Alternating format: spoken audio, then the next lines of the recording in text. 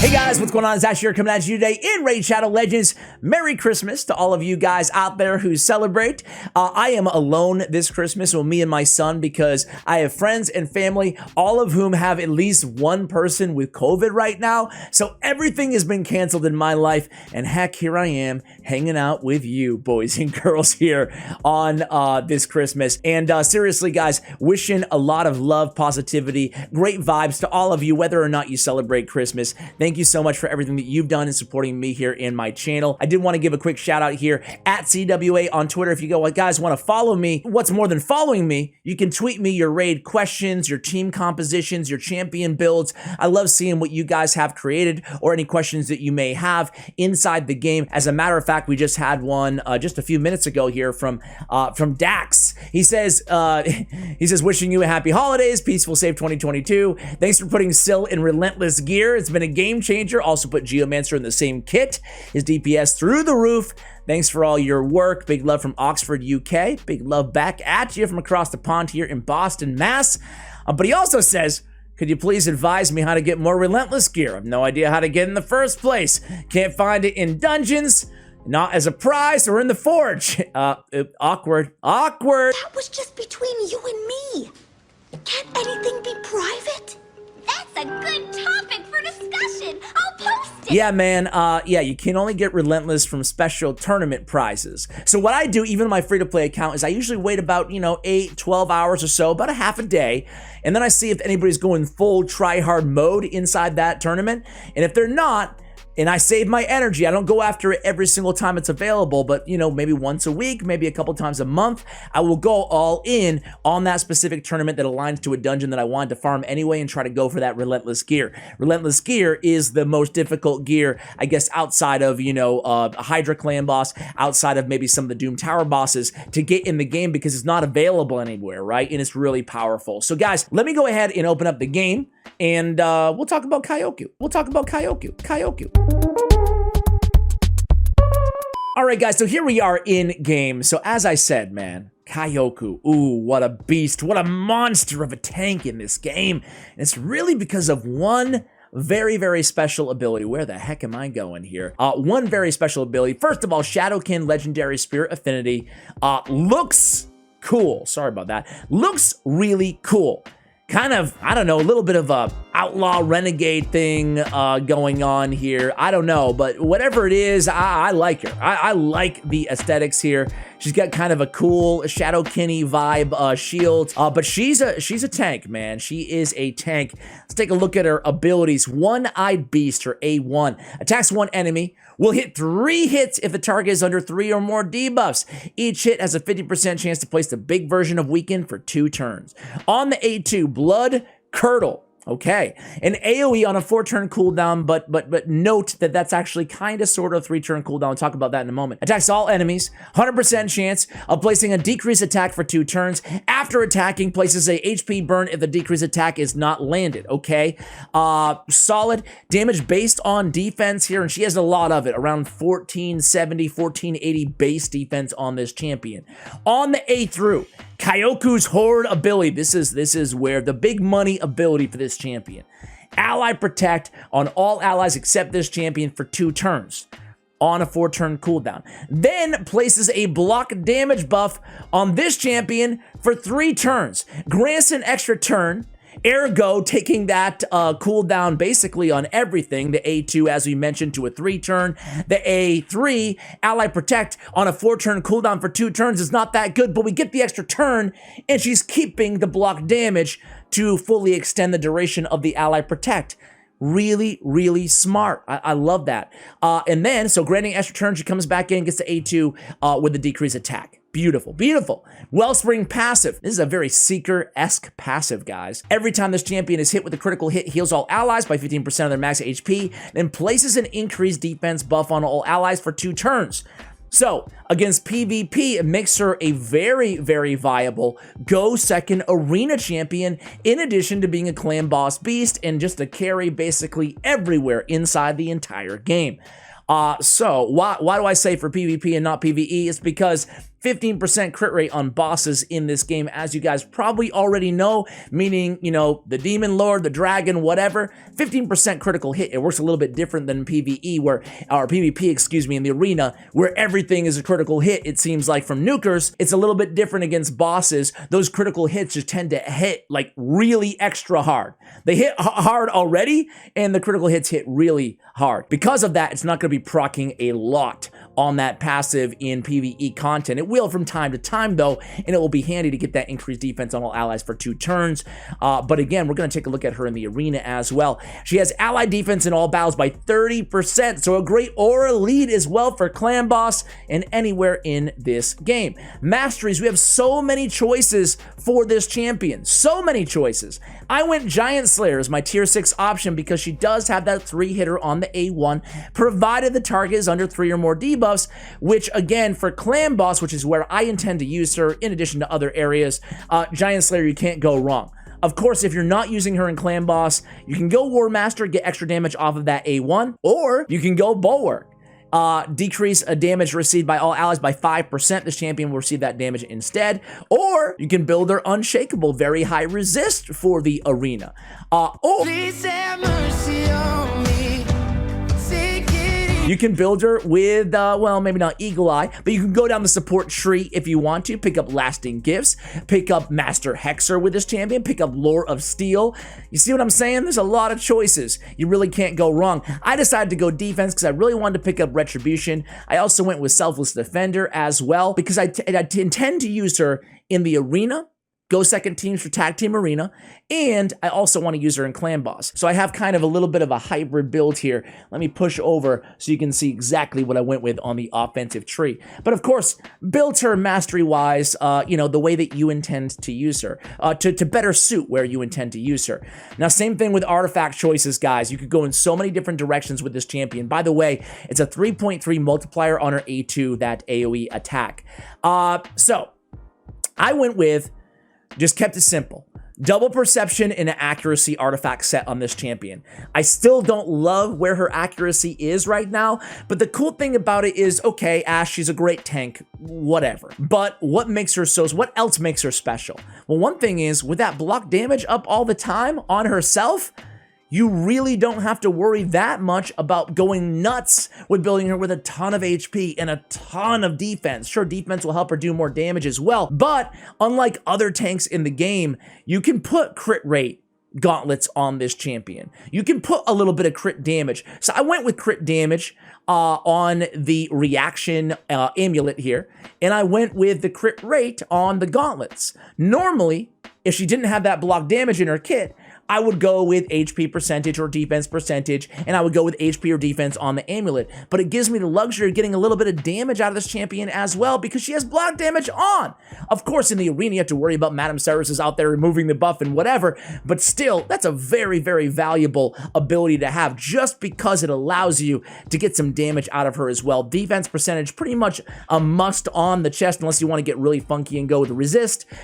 Speed on the boots, and I did go resist on the banner. For most of you guys, I would probably advise going with just defense on the banner or accuracy. Need to make sure you have enough accuracy to land all her debuffs, the weaken on the A1, and of course the HP burn or the decrease attack on her A2. All right, let's go ahead and try her out. Can I take it to a moment? Give me another chance. No, Plarium, I do not want to buy your silver pack, man. Classic arena. Let's go in. I have this team kind of ready to go. It's kind of fun, right? We get Magnar is the ultimate go second nuker, right? Because he's just robust. His damage is based off of HP. I have Torment in here, just kind of you know, freeze some of the nukers from the enemy team or the debuffers, and I have a Reviver in there, Rectordrath, on this team, and she is the lead, obviously, with that defense. So it's gonna be really, really fun. Let's go ahead and see how this team performs. Now, unfortunately, we didn't freeze anybody. What am I to you? We freeze Arbiter. We go in. There's the extra turn. So we start with the A3. She's gonna auto into it, and then go right with the A2. She dealt a decent amount of damage. Nothing crazy. You're not really using this champion for the main reason isn't gonna be a damage, especially in the arena. Do you see Rectordrath put out 1 damage there? Oh, I didn't sleep well last night. Did I miss something? Let's go with the next team here. All right, this is gonna be a challenging one because they got Madame Ceres. I don't know how I feel about this. And they have the fastest aura lead as well in Lord Shazar. Let's see. So we free Skull Crown. That was good. We come in here. We got the Veils. We got the, I mean, it's already game over, right? This is why it's a very, very fun go second team. You'll also notice increased defense on our entire squad. That's what I'm talking about, man. Dude, I am fawning over this champion. She is so cool, man. She is a very, very good champion. If anybody's lucky enough to pull her. Today I don't feel like doing anything. Did she put out one? Am I nuts? Now I feel like there's an obvious thing that I'm missing. With the 1 damage on Retro Draft. Let me see. What is she doing? What is she doing? The Veil shouldn't affect that. You guys can let me know. I'm sure you guys are smarter than I am. Let me know in the comments below. What am I missing? Why is she putting out 1 damage every time at Retro Draft? Anyway, you can see how effective this team is against pretty much any fast team, right? There's Magnar finally gets a chance to shine there. Fooled you, huh? Okay, this time more than one. So the thing with this team, guys, is we don't want Torment. We don't want Torment on this team. We need a Madame Ceres, somebody who can take the buffs off of this team, because we have to deal with Duchess's baloney, and we have to deal with Krisk's shield. I don't want it. It's going to take forever. It's going to take 2 years, and we might even lose if we just go in with Torment on the team. So I'm going to go in. I don't have the AI on. She gets provoked, of course. We still might be. No, Ethos is going to murder us. He's going to massacre us. Let's see what we can do. Now we have Ally Protect up. We have the block damage up. We get the extra turn. I can only... there's no point in going in with the A2 at this point. So let's just burn the A1 against Duchess. They have block debuffs up. And Ethos goes. And at Ethos, I think he's in attack percentage boots because he was slow, man. And we're able, thanks to the Ally Protect, we're able to stay alive. Very, very effective there against this team as well. So you guys can already see, man, I am such a fan. Let's go in A2 here. Man, we take down Krisk. Revival's up, Magnar's up. This is going to be game over, hopefully. Here it is, Percussive Pound. Boom, boom. Well, we get the Reviver. Can we stay alive? Of course we can. Because... we have block damage. We have block damage. All right, let's just go in, try to... oh, he's veiled, my bad. He's like burning Veil right now with the HP burning the Veil, right? All right, we'll be just fine. We can actually just auto out here. Not too bad. And again, even the Retribution or the counterattack, it doesn't even matter. Let's just go ahead and auto... I'm alive, but I'm dead. Very, very fun champion. I just want to make sure we win this one, but even in the arena, I'm really impressed with what this champion can do. I gotta be, you never know with Ethos, though. I can't let you guys go here. We gotta make sure that we win this one, right? Rector Droth, make sure you stay alive, please. I think I might have to actually, okay, we go in with the A2. Okay, I think we're okay here. I think we're okay. Is Extinguished Life still, is that, it's, no. Okay, we're good. We're good. We put the fear on him vis-a-vis Madame Ceres. Things are okay. Apply the debuffs. Everything's good. Everything's good. Man, this is a battle. I apologize. I should have warned you probably before this battle that you might want to, what was that? See that that was a weird animation. Oh, you like staring? Oh, why don't I give you a closer look? Yeah, you want some of this Moripo? That was interesting, like a little sidestep do-si-do into Krisk there, no big deal. There we go, finally take down Ethos. Now it's just gonna take us about 10 minutes to take down Vogoth. What I wanna do is just jump, I wanna stop messing around here. I wanna jump right into Clan Boss and see how she does. So I will be right back over at the Clan Boss in 20 minutes when we finally kill Vogoth. Be right back. All right, guys, this is my main Clan Boss team. I can't wait to use Kyoku on it because I don't have an aura lead for Clan Boss on this squad. I want to get a base damage level right now with this team, and then I will go ahead and make a substitution. I'm going to have to sacrifice Lydia on this squad. She has the strengthen and the increased speed, but there's really nobody else I can take out on this team to make this team work. So let's try it right now like this, and then we will compare the damage when we put Kyoku on the team. So be right back. All right, guys, so we had 44.4 million damage on Ultra Nightmare with this team. Keep in mind, another reminder that we are not properly speed tuned, otherwise it would be more damage. We're gonna do the same exact thing, only I'm gonna switch it up. We were gonna go ahead and take out Lydia, and we'll put a Rio in there. We need the block debuffs. We need the extension of the buffs on the team with Krisk. So I guess Lydia is really the only option. We will be lacking strengthen and increase speed buffs though, but we'll have the aura, we'll have the double ally protect, we'll have all that damage off of the counterattack from the A1 with Giant Slayer, as well as just the retribution procs on top of that. So let's see how we do. Let's kind of set this team up. I'm not sure it even really matters that much if I kind of do the setup here, if it's not properly speed tuned, but again here, just trying to see what the damage differential would be between these two teams before I let you guys go. So I want to see also, I just kind of want to see, oh, that's the retribution. Oh, no, that's not a retribution. Ash, that's a counterattack, bro. Let's go in here. Chris is going to go ahead and increase the duration of all buffs on all allies. And let's see here. Let's see. So this is our A1 again. We're hitting up.